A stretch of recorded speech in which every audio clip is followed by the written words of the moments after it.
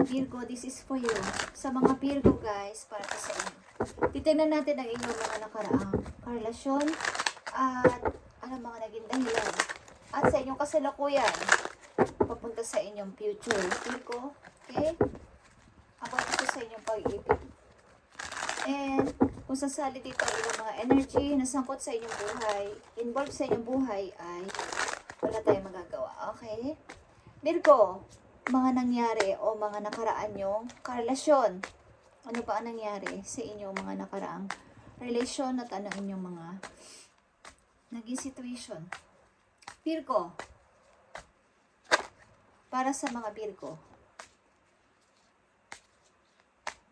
I need message for Virgo.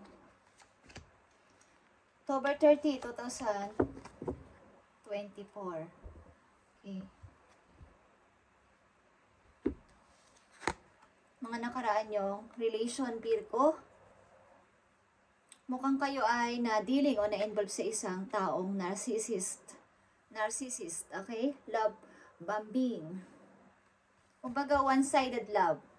Kayo lang ang nagmamahal or may isa lang na nagmamahal sa dalawang. Kumbaga, dalawang taong nagmamahalan, but kayo lang o yung person mo lang ang nagmamahal. One-sided. Okay? And dito din ang seduction. Mga third party sa inyong mga naging relasyon sa nakaraan, guys. Okay? Mga involved ito. At meron din namang maganda. Parang feeling nyo ay paradise. Parang nasa langit kayo. Meron ding mga magagandang nangyari sa inyong mga nakaraang relation na naging masaya kayo. Nag-enjoy kayo, parehong dalawa. Okay? At maaaring ito ay naging asawa mo or malapit na kayo sa stage na magpapakasal na. Okay, but naging hindi maganda o hindi naging maayos at napunta din sa paghihiwalay. Okay? So, titignan natin yung paradise na yan kung sangkot pa yan sa inyong kasalukuyan. Kung magre-reflect pa yan sa inyong kasalukuyan sapagkat nandito din ang honeymoon. Nandun ba? Parang kapunta na kayo sa pag-honeymoon dito. Virgo, okay? So, tingnan natin, Virgo, ang mga naging sanhi o naging dahilan ng inyong relation sa inyong mga unang-unang naging kakoneksyon, maaaring taon, buwan, o linggo. Okay, Virgo? Message for Virgo. I need message for Virgo. Mga naging dahilan o sanhi ng inyong mga naging situation sa una ninyong mga inibig. Okay, paghihintay ng matagal. Maaaring paghihintay ng matagal sa isang tao na nagmahal sa iba. May minamahal palang iba pero mahal nyo, okay? So, hinihintay nyo sa inyong mga nakaraang relation. At maaari ding pagdadalawang isip. Siya ba? Siya na ba talaga? Okay, so ang tumagal ng tumagal and nasawa na o na-boring na. Nagkaroon na ng pagka-boring. Okay, mga third party situation ito sa mga nakaraan yung relation, Virgo. Sa mga nakaraan yung relation, the Nine of Cups and reverse, ibig sabihin hindi kayo masaya. O talagang one-sided lang talaga. Kapag isa lang ang nagiging masaya, ikaw lang yung give ng give. So wala ka naman tinitake. Hindi ka naman binibigyan ng pagmamahal dito ng isang person. Okay? Five of Cups and reverse.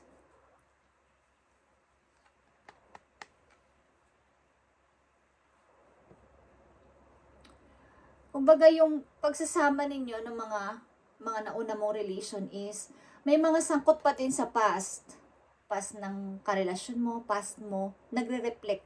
So, hindi nagkakaroon ng magandang pag-usad ang inyong relation ng tao na to. Okay?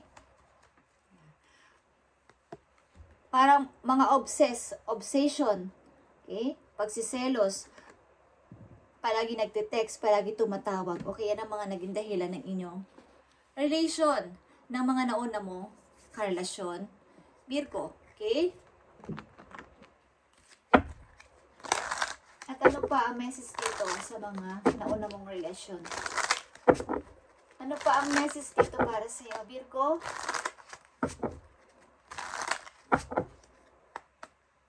Message for Virgo. Andito din ang unconditional love. Dahil dito sa ginagawa mo is, sobra talaga kasi ang pagmamahal mo sa tao na to. Okay? Walang katumbas. Parang nagkakaroon na ng obsession.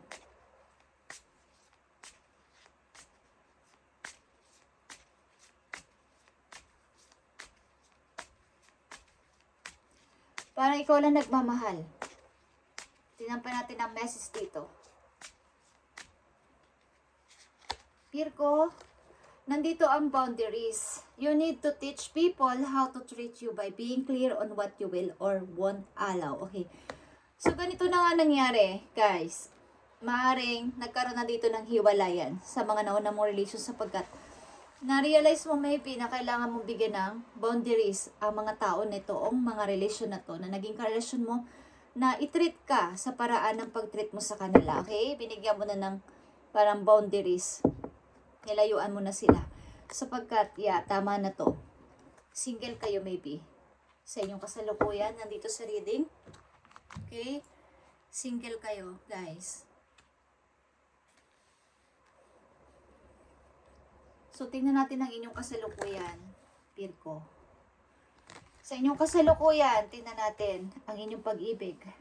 Kung magre-reflect pa rin tong paradise para sa inyo. So, kailangan nyo i-treat ng paano yung i-treat ang isang tao minamahal ninyo. Ganun din sana kayo itrato. Kung gaano kayo magmahal at magparaya. Ganun din sana ang treat sa inyo. Something na binigyan nyo sila ng limitasyon na sa inyong buhay. Okay, Virgo, sa inyong kasalukuyan na relasyon, ano na ang nangyayari? Papunta sa future, ano na ang nangyayari sa inyo? Connection sa kung bagong tao man to. Okay. Maring may gusto kayong puntahan o balikan o bigyan ng parang i-surprise, Virgo. Maring gusto nyo ding umuwi sa inyong mga kamag-anak, something, may namimiss kayo sa inyong tahanan. Okay. Okay, Virgo, sa kasalukuyan nyo may gusto may gusto talaga kayong kausapin. Tao na hindi nyo nakausap ng napakatagal na panahon. Okay, taon man yan o buwan. Something, guys. Meron kayong gusto ulit na i-discuss o i-reveal sa kanya. Something na gusto nyo ng peace of mind sa inyong kasalukuyan.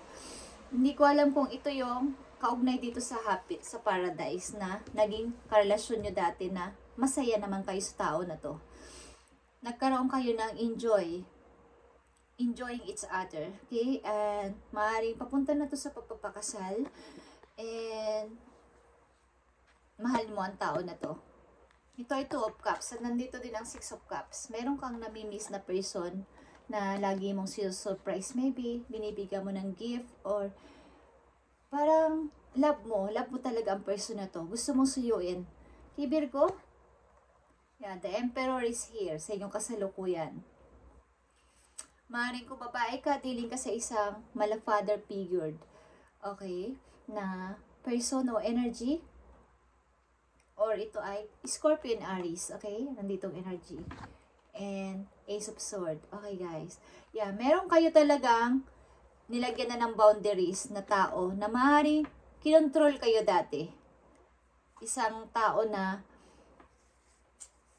parang malabos sa inyong connection. Okay, maaaring hindi mo na to gusto makita pa o i-entertain pa sa buhay mo, Virgo. May gusto ka ditong kausapin pa na person na mahalaga sa buhay mo. Tignan natin ang future message dito about sa iyong situation sa pag-ibig na to. Virgo. Maaaring ang pag-ibig na to din ay hinahadlangan ng inyong nakakatanda sa inyong kapatid na lalaki or ama ninyo. Okay? Ang pag-ibig na to.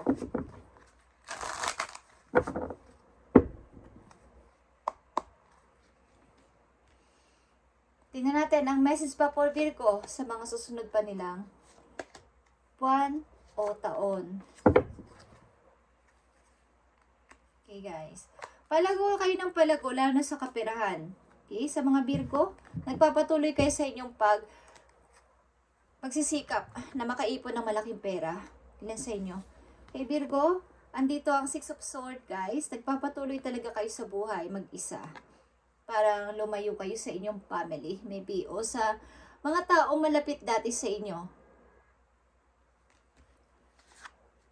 Nandito din ang Magician. Meron kayong mga minamanifest. Meron kayong mga gustong itry. Meron kayong mga gustong kayo lang yung is mag-iisip ng mga strategy, okay? Technique. Yung mga ganyan, gusto nyo kayo yung, nasa nyo na kasi ang alas, 4 na alas. Ace of Swords, Ace of Wands, Ace of Cups, and Ace of Pentacles. Mayroon na kayong alas to prove yung inyong sarili na kaya ko na maging independent this time. Okay? Yeah. 7 of Pentacles, guys. Talagang kayo ay nakatutok ngayon sa inyong sarili para sa inyong bagong buhay. Pero, at the end of the day, meron kayong namimiss na tao na gusto nyo ulit makausap. Matagal na panahon na maybe. Di ko alam kung ito ay inyong kapatid, magulang, or isang tao na nagbigay sa inyo ng saya, na naging karelasyon nyo sa inyong nakaraang pag-ibig, guys, na naging happy kayo dito sa person na to. Gusto nyo ulit siya makabanding and makausap. Okay, Virgo? Tingnan natin ang message dito. But, kayo guys ay nagpapatuloy sa buhay. Parang isang masaganang tao. Okay? Nag-iipon ng money. Maganda ang inyong trabaho. Makikita na dito sa reading. Kapag nasa inyo na talaga yung 4 na alas, hawak nyo na, and kayo yung may karapatan, o kayo yung kaya nyo talagang i-discuss kahit ano, kaya nyo gawin kahit ano. Kinokontrol nyo lang ang inyong sarili. Hindi kayo basta-basta nagtitiwala kahit kanino. Tingnan natin, guys, ang message for you sa inyong mensahe today. October 30, 2024, sapagkat lagpas na ngayon ng alas 12, guys. Okay? So, October 30 na to. Virgo, message for you, advice para sa mga Virgo na nandito sa reading. I need message for Virgo. Okay? Smooth lang. Smooth lang ang inyong message dito. Okay.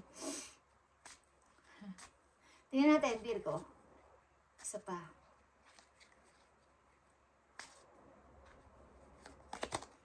Nandito ang protection. Okay? Message sa inyo ay protection. Armadillo na animals. Okay? You are entering a phase where in order for you to be in alignment with your intention and co-create your best life, okay, you may have to be discerning and say no to many things that they have been holding you back in the past. Okay.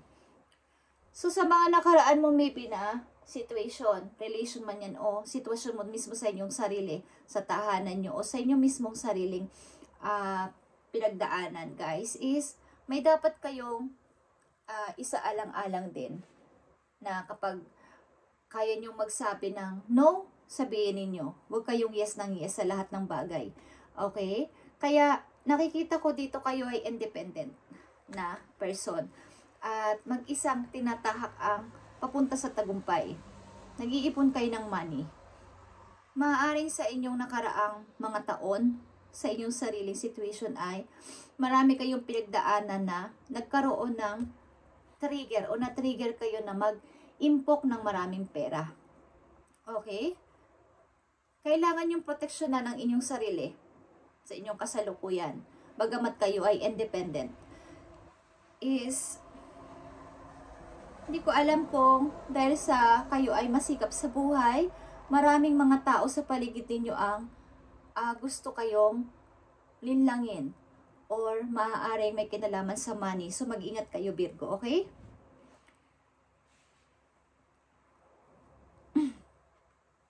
Kumbaga, yung intention nyo is mabago talaga kayo. Kumbaga, sobrang tumaas pa yung ipon nyo, okay?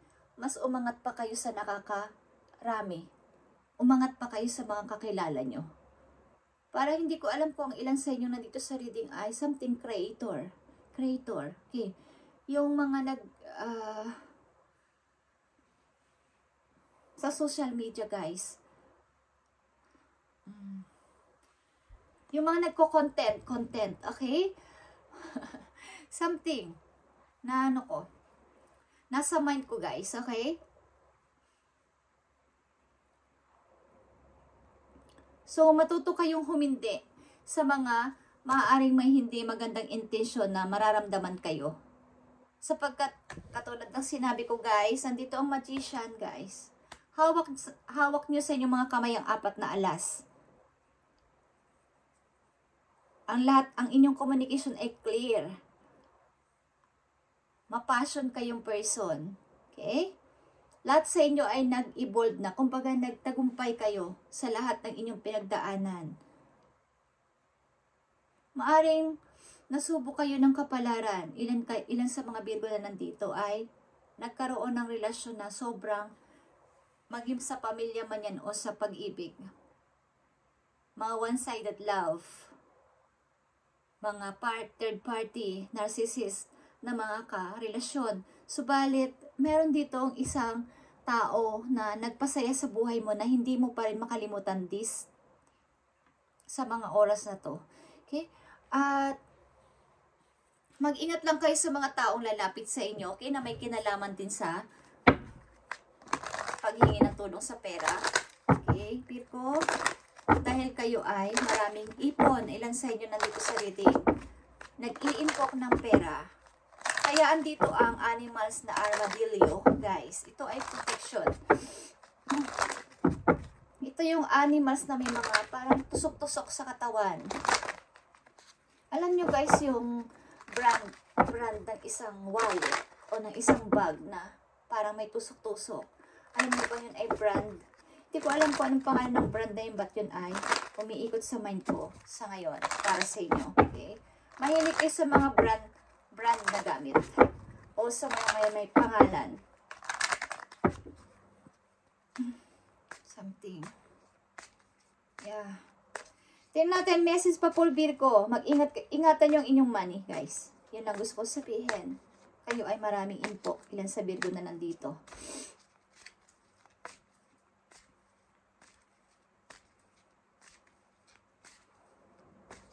Maaari din kontrolado nyo ang sitwasyon. Hindi ko alam kung may mga matataas kayong tungkulin sa inyong company, guys. Tingnan natin, Virgo, about to sa inyong pag-ibig. Ang message na to. Okay? Titingnan natin message. Nakikita nyo ang 111. 4 of Wands ito, guys. Okay? Baka may makita kayong ganitong repeating numbers bukas. 111 is an important number for twin flames. It is symbolized to harmony and balance of soul counterparts. Okay. Kayo din ay nadidiling sa inyong twin flames, guys. Kung nahanap nyo na hindi pa ang inyong bagong karelasyon, ito ay maaaring masasabi nyong paradise o paraiso sa inyong buhay. Okay. Maaaring ang tao na to na inyong hinahanap-hanap pa rin hanggang ngayon at gusto makausap ay taong nagpasaya sa buhay ninyo at nag-iisa lang to sa puso ninyo, Virgo, okay? At hindi na to mawawala. Okay? Hindi na to mawawala, guys. Gusto nyo ulit itong suyuin. At ang ilan sa inyo maraming nangagalit. Maraming nagsasalita ng bad sapagkat kayo ay tahimik. Kayo ay nagmamatsyag lang kasi. Matalino kasi kayo, okay? Hindi kayo basta-basta nagsasalita nang kayo ay masasabotahe. Okay, Virgo, this is your reading ngayong October 30, 2024. At i-update natin ulit ang inyong mensahe sa mga susunod na araw. Okay, guys? Mag-ingat kayo, guys. Okay? At proteksyonan nyo ang inyong money. Okay? Thank you and God bless, Virgo.